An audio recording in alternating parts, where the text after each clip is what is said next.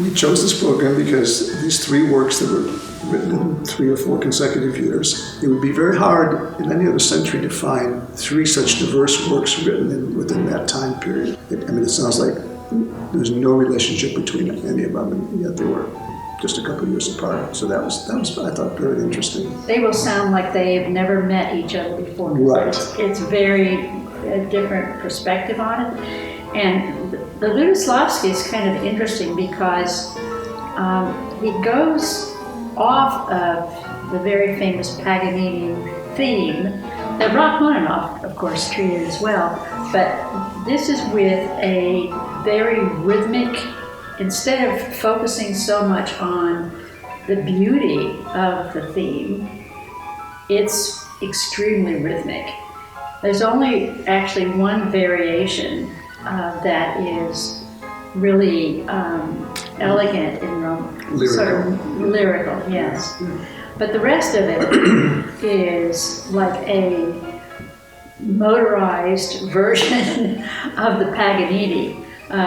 These are all very fast variations on that theme. And again, it's a lot of syncopation, but full range playing on all parts. Right.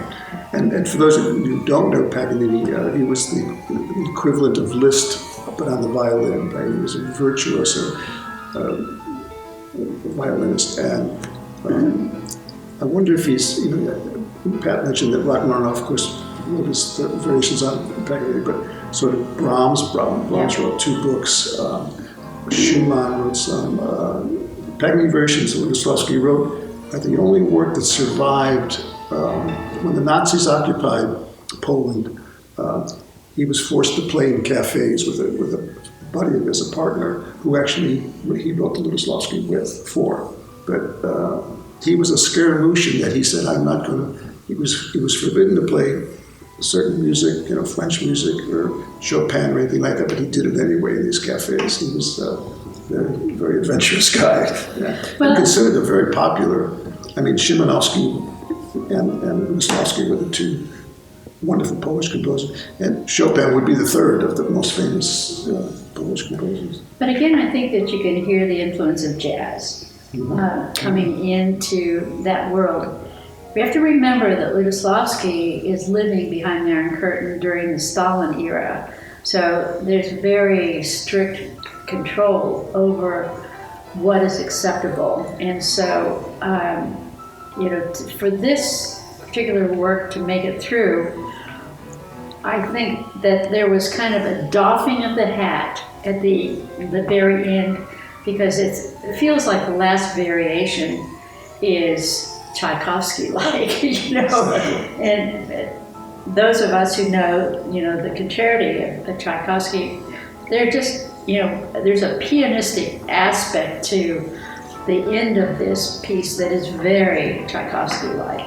And so I just wonder whether, he sort of put that in as, an amen to whoever is overseeing or critiquing the music that you see, this is actually standard stuff. But we all know that that what precedes it is pretty avant-garde for the era. It's a great piece. It's a lot of fun for the pianists, I think. Yeah.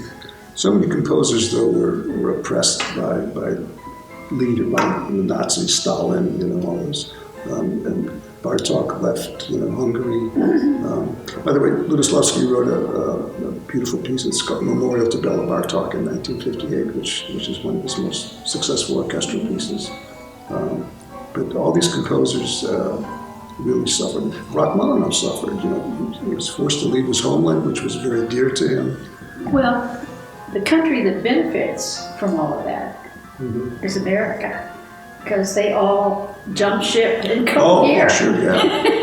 And so consequently, we have this fabulous legacy that is about the immigrants from Europe.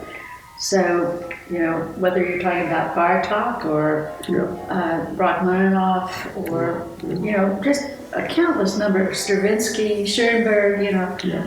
all of those people found a place here in order to be realize their full artistic talents. All the conservatories and schools of music had European immigrants on it. Absolutely. Fabulous musicians. Yeah. Unfortunately, though, the Iron Curtain was truly an Iron Curtain as far as those composers that were behind the Iron Curtain. And it wasn't really until the fall of the Soviet Union that a lot of contemporary music was available here. Sure. So, at any rate, back to Lutoslawski. Great piece, full of fireworks and high energy, and everybody should enjoy it, I hope. Great audience piece. Yeah.